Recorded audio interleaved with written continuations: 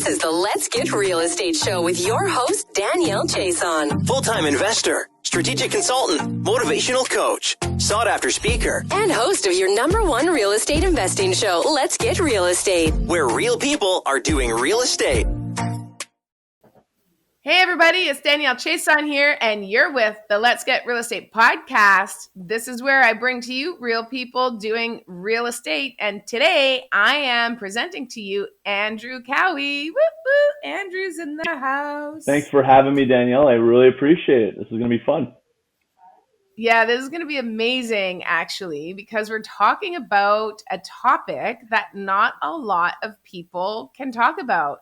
And quite frankly, a lot of people are even scared to talk about, because the biggest issue when it comes to financial literacy is nobody wants to feel like they're, I don't want to say the word, I'm going to say it anyway, stupid, by asking a question and letting the world know that maybe I don't understand something. And that is one of the biggest challenges as a coach, is to let people know it's okay to be vulnerable, because that's where you're going to learn. So we're going to talk about financial literacy. Andrew, I am so excited and pumped about this.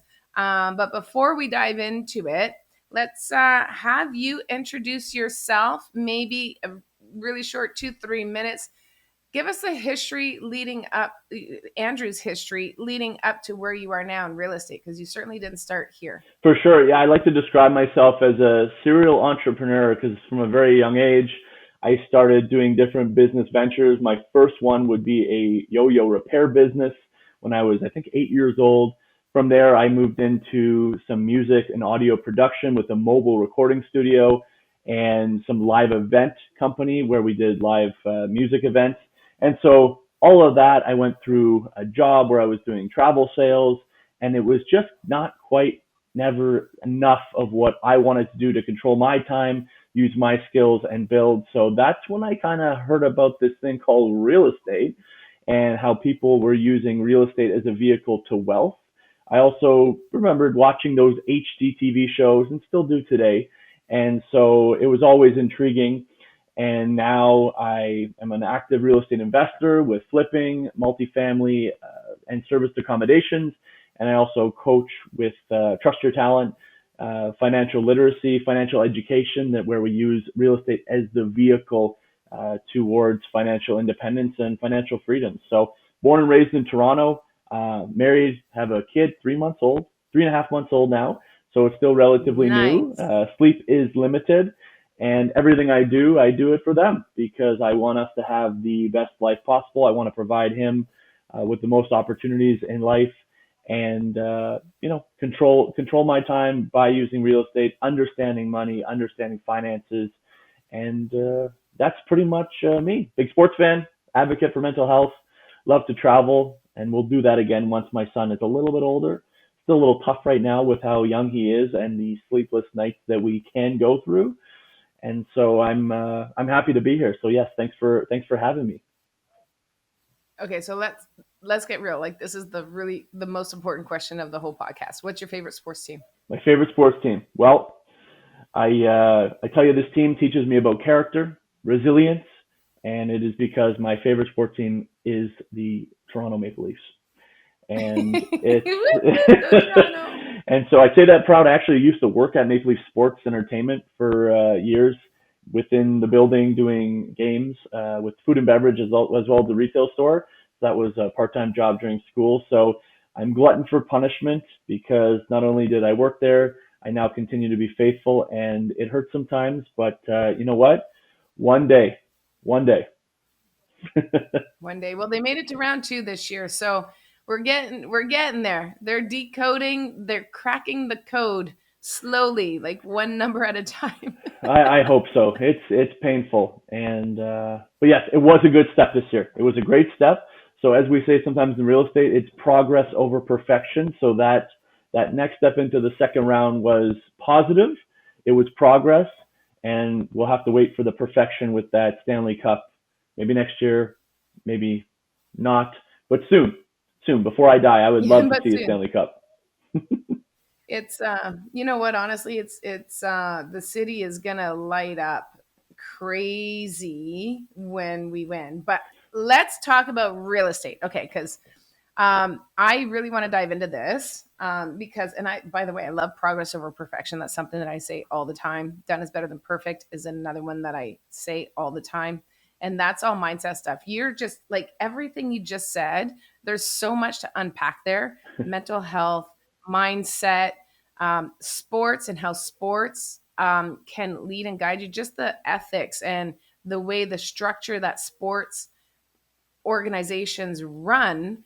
It's amazing what we can do to translate that into business and have very efficient businesses.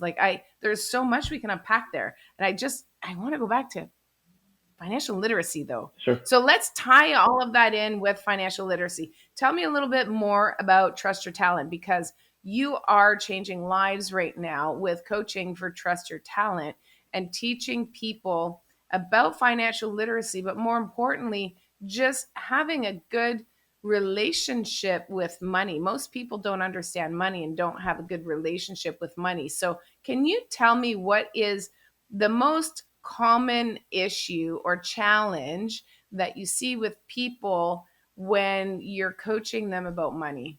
Yeah, so I think first off, back in the day, back in school, when everyone was going through public school and even with post-secondary education, nobody is taught about money. In fact, we always are taught not to talk about money. And I think that leads to more problems than it does lead to good things.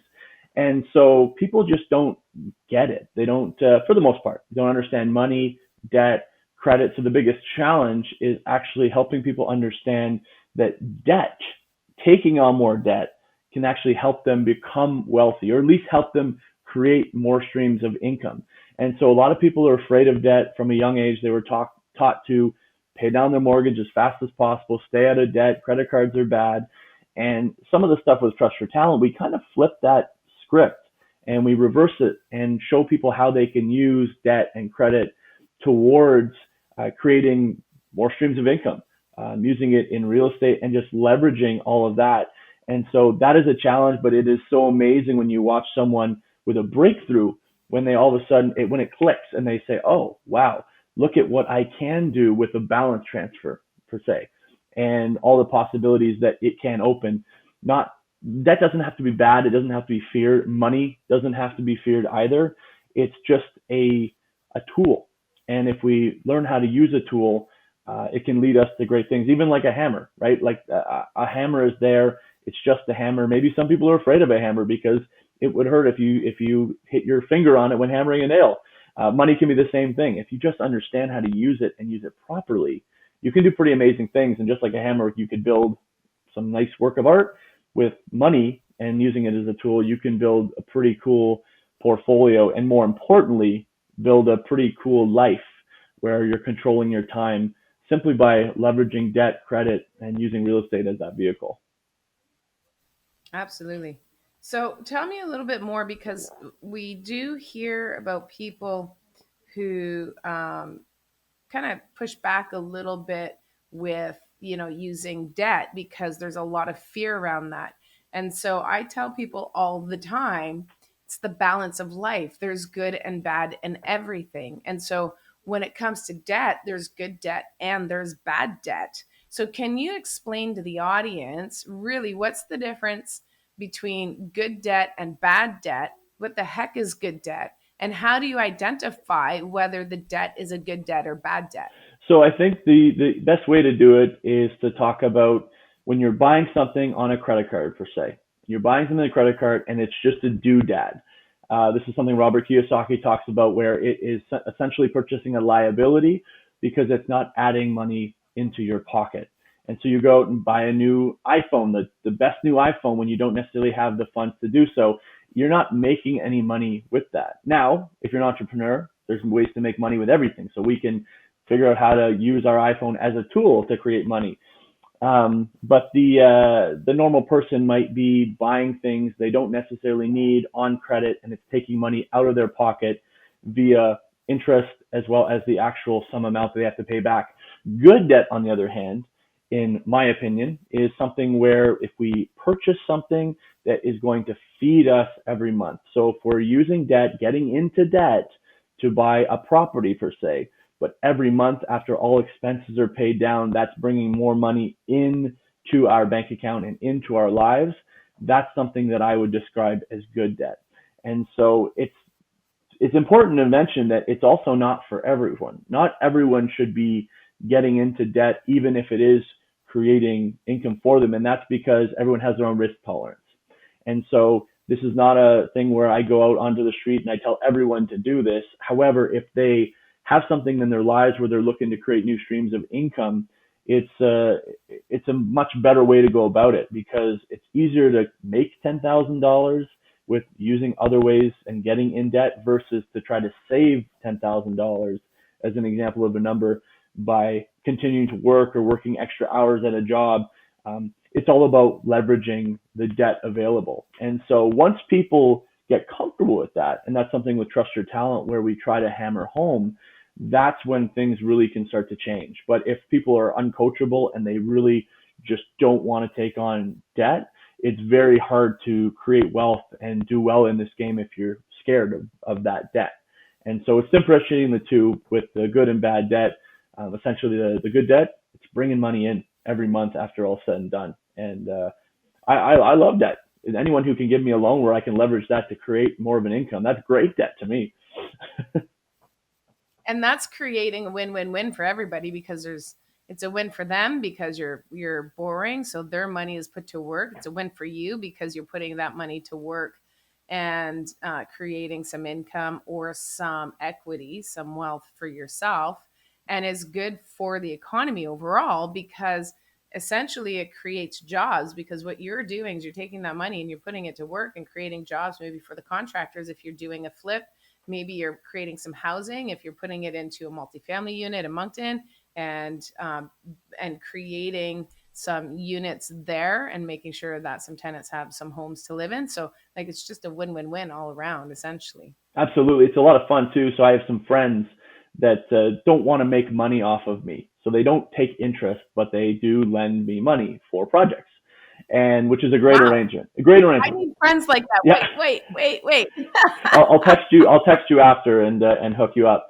But, I need to know your pitch on that. How do you do that? Okay. Well, sorry, keep going. You have some friends who don't want to make money off. You got it.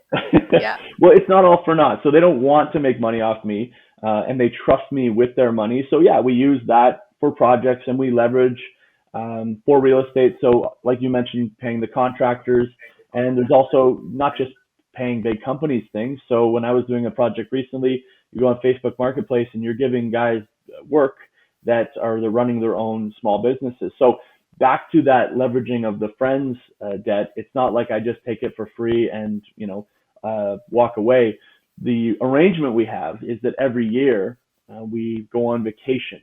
So we take them on vacation as a way to celebrate. So it's not just a monetary exchange with friends.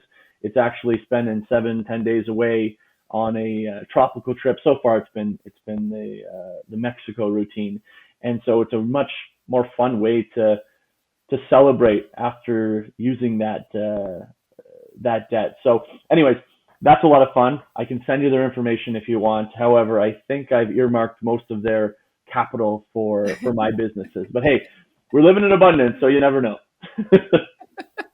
Well, listen, I'm happy. Like, I don't know if you know this about me, but I'm a speaker and I'm happy to do international gigs too. So if ever you need somebody to come and do a little cameo appearance or speaking to help educate your friends, I don't know, I could go to Mexico. Just saying. Okay. Cancun's not a bad spot. All right. Yeah. So listen, okay, so leveraging, so just so people in the audience are clear, typically when you're leveraging debt, it does come at a cost. There's a cost of money when it comes to borrowing. However, having said that though, what's interesting for me here is that when it comes to leveraging, people always think of the bank. And so I'm sure at Trust Your Talent, you do share other places where you can find capital. And a lot of times people have money themselves that they don't even know they even had. Stuff that they can leverage and tap into. But then you start with yourself and you start growing out of your circle. And then there's your family, your friends and family, and then maybe their friends. And because a lot of times when they start making money with you, they're like, oh, I got somebody else who's like really interested. And then that's how you start growing and leveraging. You can grow your business that way. So Again, the difference between good debt and bad debt, essentially, in a nutshell, from what I heard you just saying, good debt makes you money, bad debt costs you money. Would you say that that would be a fair statement? 100%. Yeah, in the net. I mean, all debt's going to cost money at some point, but really it's about costing before what it's going to make you in return. So, for instance, something very simple like a line of credit, home equity line from your home, and some people don't know this is available. They have fully paid off homes. They have good jobs. There is that debt available should they go apply and get a loan on their property. And if they use that money, so say the interest rate is 7%, if they can lend it out at 12 to 14%, there's a spread there that they're making leveraging debt, money that's not even there. I sometimes joke about it and just call it fake money. It's not even real. It's not even there. So you lend it out, you make a little bit of an extra spread. Right there can be an extra stream of income for a family. And depending how much money you're making on it, maybe that pays for your vacation each year. And meanwhile, you have to work with trusted people or trusted lenders who lend it out on your behalf. But at the end of the day, yeah, like it's going to cost you a little bit to borrow it. However, you're going to make more than you're paying for that debt. And so in the end, you're creating that extra stream of income. And it's one of the most simple ways that the everyday person can create a new stream of income. However, they need to be comfortable with that debt. And like I said, from a young age, we weren't taught about this. And that's why at Trust Your Talent, we do try to teach people this to understand more about money so they can use it to create more financial confidence in their lives. And so that they can just live a little differently and not be worried about money all the time, but instead welcome it in to their world. And that way they can help it grow faster and perhaps not work as long as they might have thought when they started their careers. Absolutely. The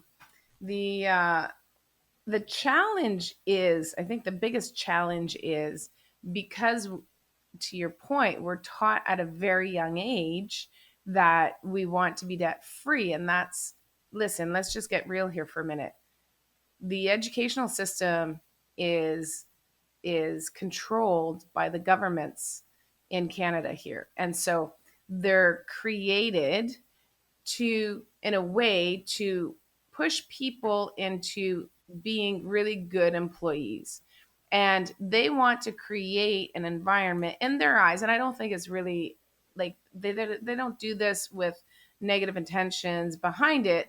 I really feel that the government's like, okay, we want people to be debt free, and that's going to create a very healthy economy in their eyes. That's their kind of their model. And so when they educate us in the system, they teach us to be debt free. Go out, get a job, get an education, get a good job, and then pay down your house because that's going to help you in retirement, because that is the retirement plan that they can afford to put us on. If we own our own homes in retirement, then we're able to live off the little bit of social assistance that they give us in our retirement years.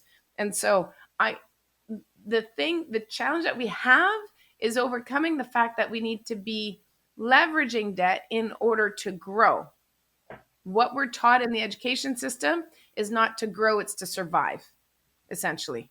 That's right. And so the largest part is having people overcome that I don't need to be debt free to be thriving. Exactly. And it's funny, when I was in high school, I still remember this. I wasn't the smartest kid. I was happy to get a C here and there. And that actually led me to being placed in an applied math class. So we have applied and academic streams of math classes back in the day in high school.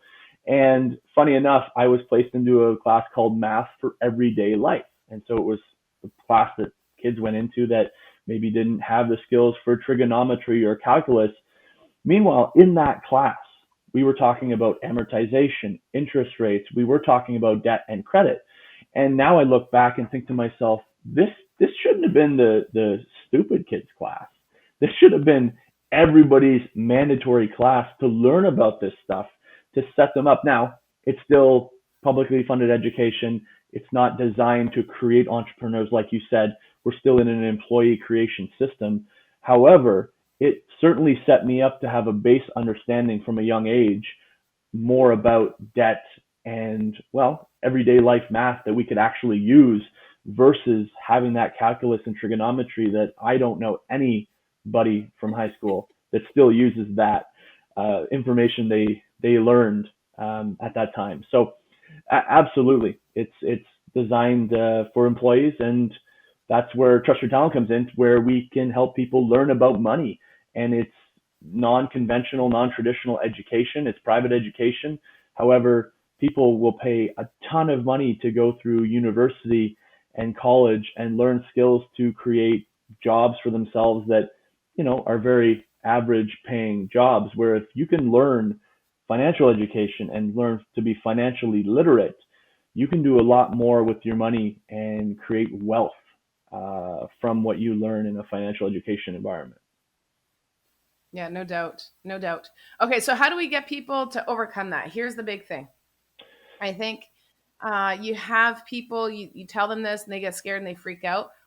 What I like to tell people is like, look, you don't need to go from not borrowing, being debt free to borrowing $5 million, right? So you got to take baby steps. So how do you guys work people through that?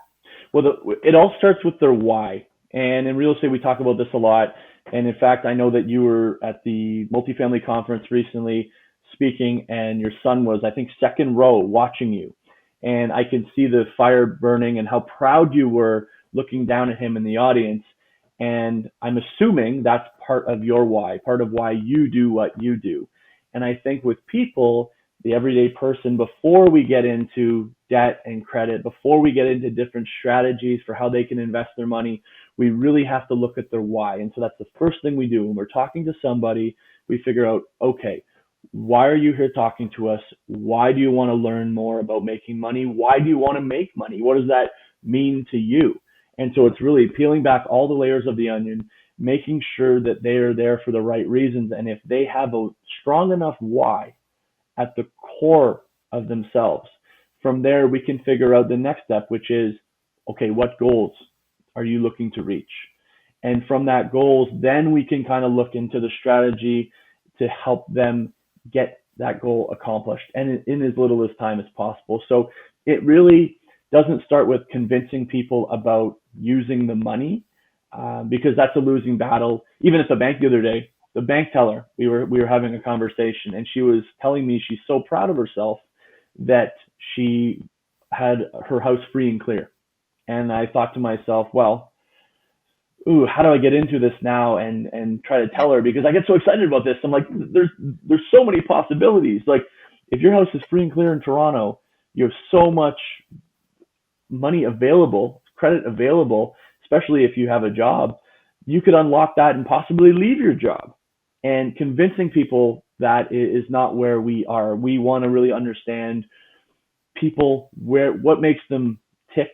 Why do they even have an interest in making more money? Because as we know, it's not about the money.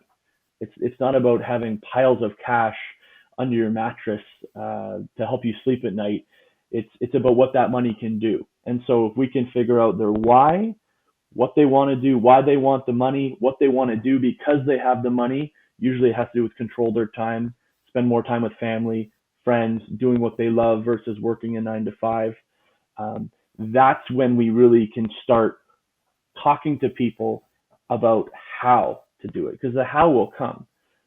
You just need to make sure your why is strong enough, so even on those days where you're getting frustrated and down in the dumps, that you keep pushing through. And so that being said, once people figure out their why, then we can indeed get into how to leverage that. And so it comes with risk in terms of the risk tolerance. Not everyone has the same risk tolerance, which is then going to determine how much they can grow, right? A lot of people we know just want to put money into mutual funds because they think that's safe, it's less risky. Meanwhile, the biggest risk that we usually see is people continuing to do what they do and being stuck in a position where they're not truly fulfilled and happy until they retire at 65. And so it all starts with the why in terms of how they can even get learning about the credit, because they need to really want it in order to be able to understand it without resisting the ideas, because they are going to counter what they've been taught for their entire lives. That is so true. And then they get to retirement, they do everything the right way, the way they were told to and they bought into. They get into retirement. So many people, and you nailed it on the head, are not happy or not fulfilled. And I've talked to many, they're in that retirement phase and they're like, I really couldn't afford to retire, but my body couldn't take it anymore, or I'm tired, or or they are in their retirement, what should be their retirement, and they can't retire. And so you get to that stage in your life and you start reflecting and you start saying to yourself, maybe I should have. Maybe I didn't try hard enough. Maybe I didn't do my best. I missed something. There was something else that I should have done there. And so, in order to avoid that, guys, if you're listening, I'm telling you right now, you need to call people like Andrew at Trust Your Talent and educate yourself and find out what the options are, and then dig a little deeper and then find out what you can do within your risk tolerance to start growing something. And it doesn't have to be big. Baby steps. Keep saying baby steps. Get the education first, learn it. Then the next step will be maybe to invest a little bit. Doesn't have to be everything. If you have a house that's paid off, free and clear, you don't have to go out there and then put a mortgage on an 80% loan to value, pull all of that and then go dump it. Like, it's not an all or nothing thing here. You can test the waters and see, like, test the process, see, does it work? And then build up your risk tolerance to a place where you're still comfortable, but you're also still making progress moving forward. So now I love all of that. And I love how you guys are dedicated to helping people open their minds up. It really does start with mindset.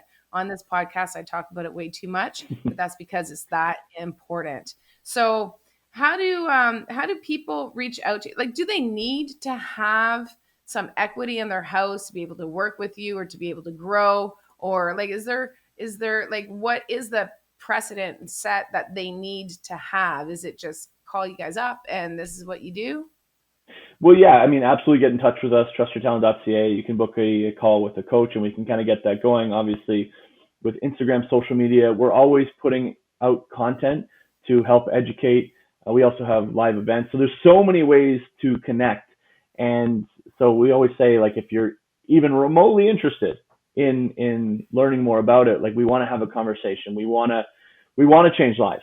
And that's why we're doing what we're doing. Everyone who's a part of Trust Your Talent has gone through the education and taken steps.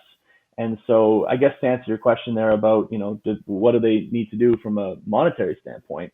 Do they need to own their home free and clear in order to refinance to get going in real estate? I guess the answer is absolutely not. In fact, one of my closest friends now, when they started, they had nothing.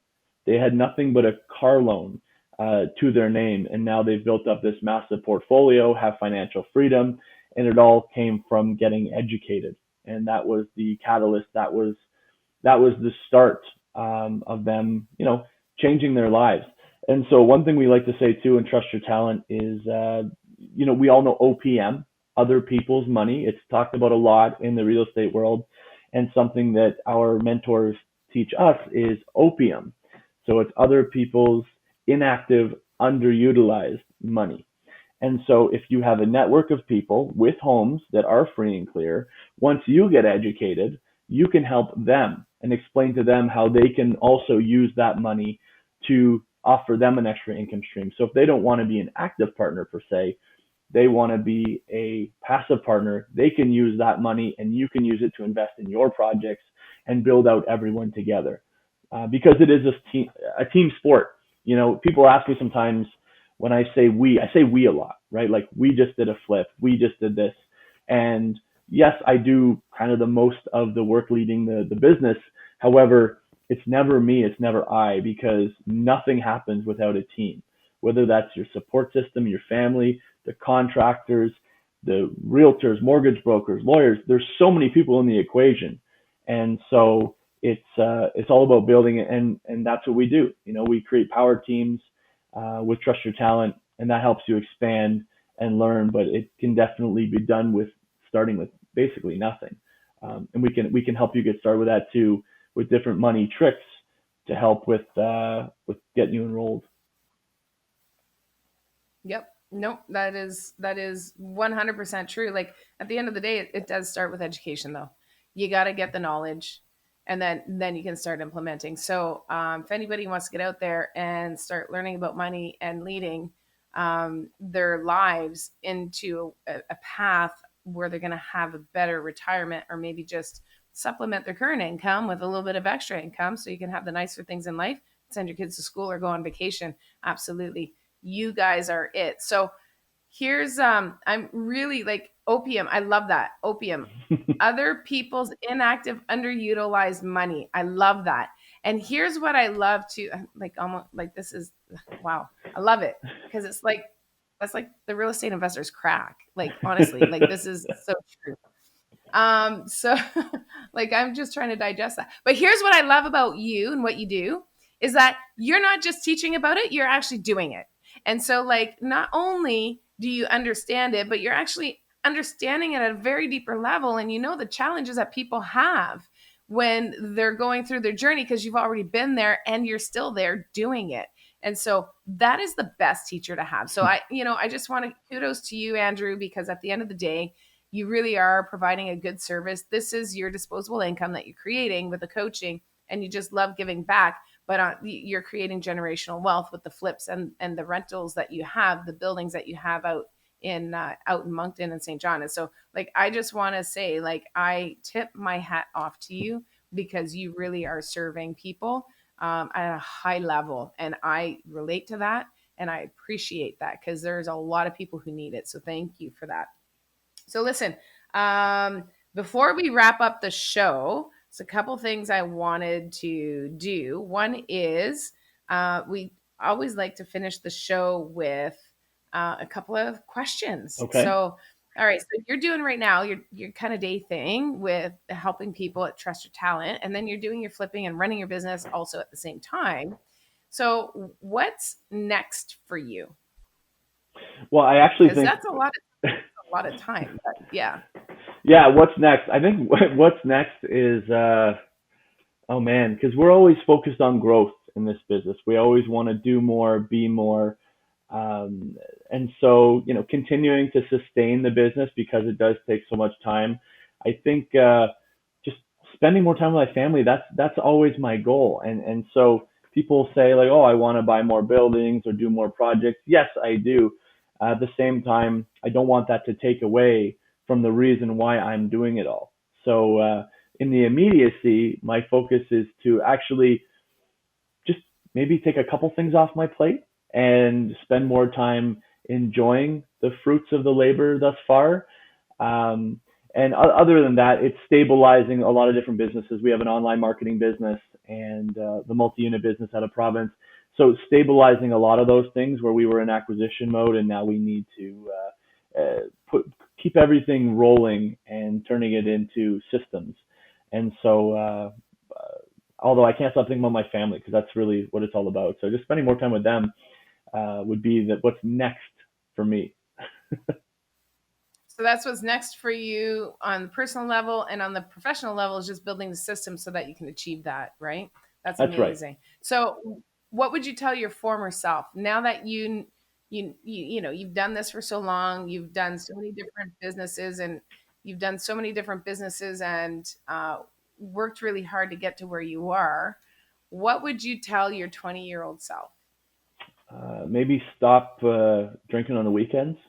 And I think, we get into these traps when we're younger, and we're obviously influenced by peer pressure. So if I was younger, I'd probably say, you know what, go watch a couple of YouTube videos about real estate.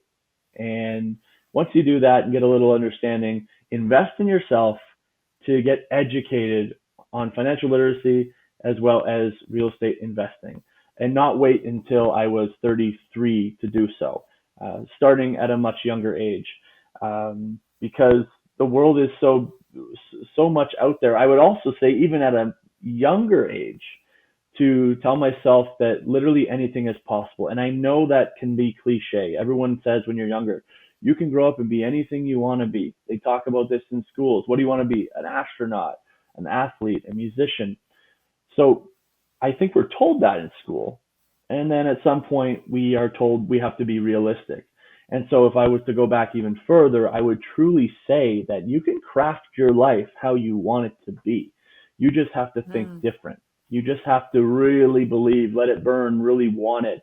Because I truly believe in the case of my son, you know, as we start to see him grow a little older and understand what his interests are, I want to make sure he knows that he can absolutely do anything he wants to do and be anything he wants to be in life without the social barriers that might come up in the world that would tell him differently. And so for me and for him, I would tell him, keep believing, you can do amazing things, and party a little bit less, read a little more, do a little more education from a non-traditional standpoint. Those would be my key takeaways.